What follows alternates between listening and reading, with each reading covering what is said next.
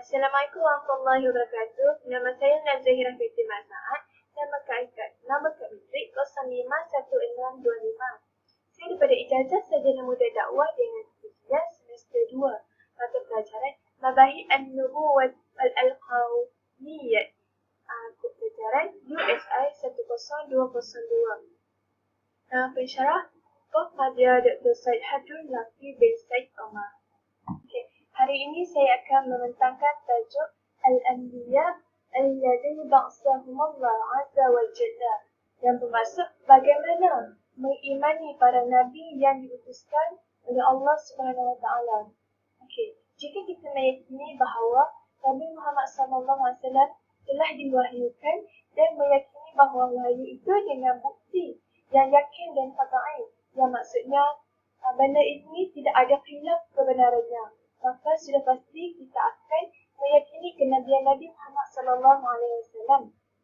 Seterusnya, kita haruslah beriman bahawasanya Al-Quran Al-Karim itu adalah kalamullah Azza wa Jalla yang telah diwahyukan kepada baginda Rasulullah SAW.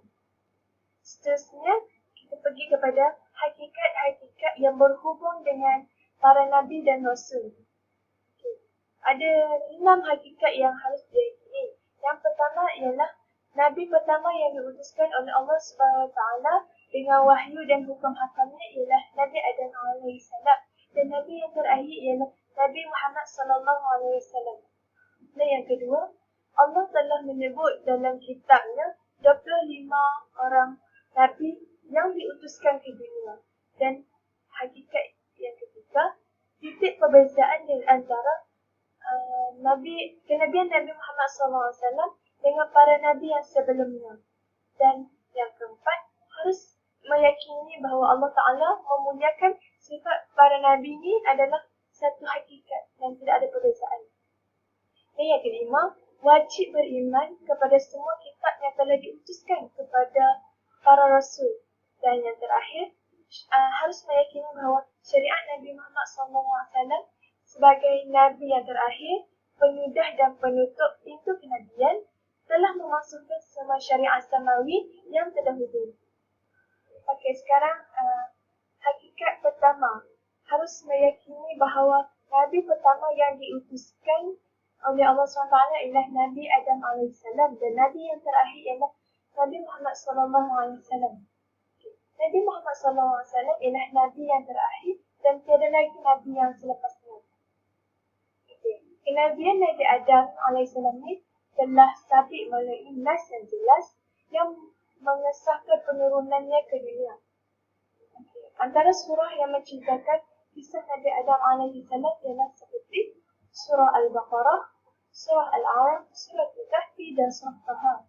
Seterusnya pula ayat yang menyatakan bahawa Nabi Muhammad SAW ni merupakan Nabi yang terakhir, iaitu surah Al-Ahzab ayat 40. A'udzubillahi minasyaitonir rajim.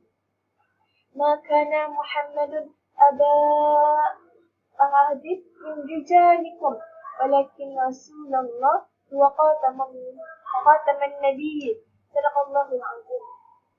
Hakikat ini ialah di antara badi'iyah, iaitu perkara yang mudah dipahami tanpa perlu berfikir panjang, atau perkara yang amat jelas yang mana tidak boleh jika kita tidak mempercayainya, supaya terbinanya iman dan Islam dalam diri.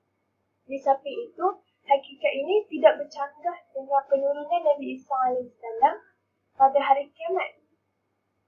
Penurunan baginda ini bukan bermakna baginda ini bawa wahyu yang baru dan memasukkan kenabian Nabi Muhammad SAW, tetapi adalah untuk memperakui dan melaksanakan sifatnya sebagai seorang Nabi dan laksanakan syariatnya.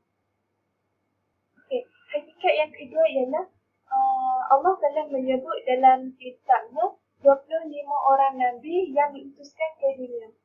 Maka setiap Muslim wajib mengiktirafkan kenabian mereka secara tafsil. Selain itu, wajib juga meyakini bahawa Allah SWT ni telah memutuskan Rasul dan Nabi-Nabi yang amat banyak bilangannya kepada setiap umat atau masyarakat dalam pelbagai peringkat, masa dan tempat. Cumanya Allah tak sebut secara terperinci.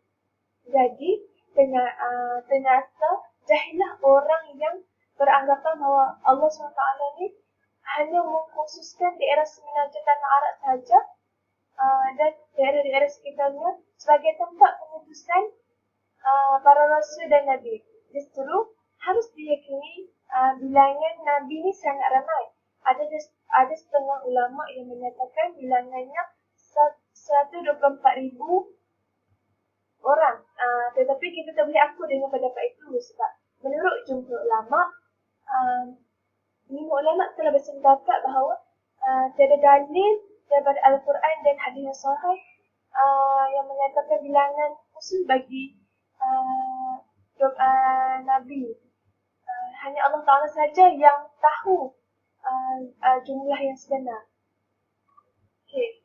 Yang ketiga, hakikat harus diyakini juga ialah tidak perbezaan di antara kenabian Nabi Muhammad SAW dengan Nabi yang sebelumnya ialah baginda diutus kepada seluruh umat manusia.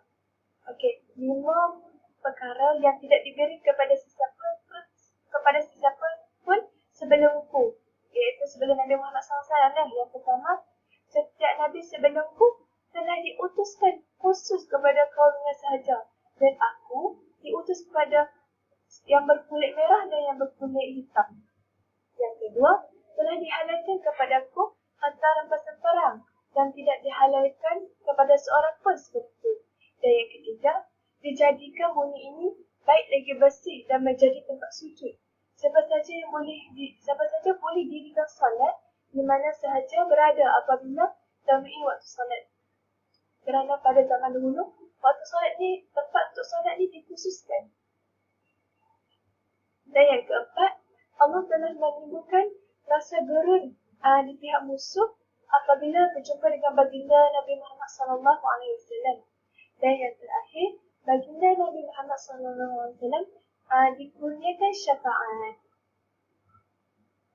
Okey, seterusnya, hakikat keempat yang harus diyakini ialah Allah Ta'ala memuliakan sifat para Nabi adalah satu hakikat, iaitu tidak berlainan dan tidak membezakan di antara seseorang mereka itu dengan yang lain-lain. Okey. Dari ayat La a'udzubillahi minasyaitonir rajim la nufarriqu baina ahadin min rusulih. Surah Al-Baqarah ayat 285 yang bermaksud kami tidak membezakan di antara seorang rasul dengan yang lain daripada rasul-rasulnya. Tetapi tidak dinafikan bahawa dari segi kedudukan Nabi Muhammad SAW kedudukannya adalah paling mulia secara mutlak. Kiranya Nabi Muhammad ni ialah kedudukannya yang paling mulia berbanding Nabi-Nabi yang lain di sisi Allah. Allah Ta'ala berfirman, A'udzubillahi minasyaitanir rajim. Kuntum khaira ummatin ukhrijat lin-nas. Yang bermaksud kamu adalah umat yang terbaik yang dilahirkan untuk manusia. Okey, hakikat yang kelima ialah wajib beriman dengan semua kitab yang dengannya diutuskan para rasul kepada kaum atau masyarakat. Okay. Kita juga wajib mengimani kitab-kitab yang ada tafsirnya seperti kitab Zabur, kitab Taurat, Injil dan As-Suhuf. Yang mana As-Suhuf ni diturunkan kepada setengah rasul seperti Nabi Ibrahim AS. Yang dimaksudkan beriman dengan kitab-kitab tersebut adalah dengan mengiktikadkan bahawa kitab-kitab itu wahyu daripada Allah SWT. Okay, di samping itu, wajib juga mengiktikad dengan kitab-kitab suhuf. Tapi tak bermakna iktikad bahawa maknanya semua jelas dan benar kerana terdapat pengubahan dan penyelewengan pada zaman terdahulu. Seperti yang terjadi kepada kitab Injil yang mana kitab itu telah berlaku penyelewengan pada zaman dahulu. Jadi, Allah Ta'ala telah memasukkan hukum hakam yang terdahulu. maka tidak perlu lagi diyakini sekarang kerana ia telah dimasukkan oleh syariat Muhammadiyah. Okey, hakikat yang keenam iaitu hakikat yang terakhir yang harus diyakini ialah syariat Nabi Muhammad SAW sebagai Nabi yang terakhir.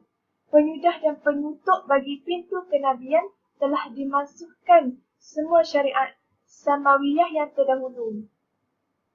Yang dimaksudkan dengan syariat ini ialah hukum hakam bersifat amaliyah yang berkaitan dengan ibadat dan pelbagai urusan muamalat.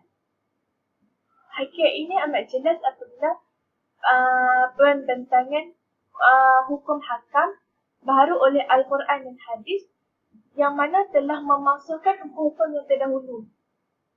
Penjelasan secara terperinci dalam masalah ini terdapat dalam ilmu usul fiqh. Okey, kesimpulannya, kesempurnaan kita ialah menggunakan apa yang dibawa oleh baginda Nabi Muhammad SAW yang memasukkan syariat samawi. Jadi kita wajib beriman dengan kitab samawi yang asal daripada Allah. Yang mana kitab-kitab ini dia mempunyai akidah yang benar dan kekal.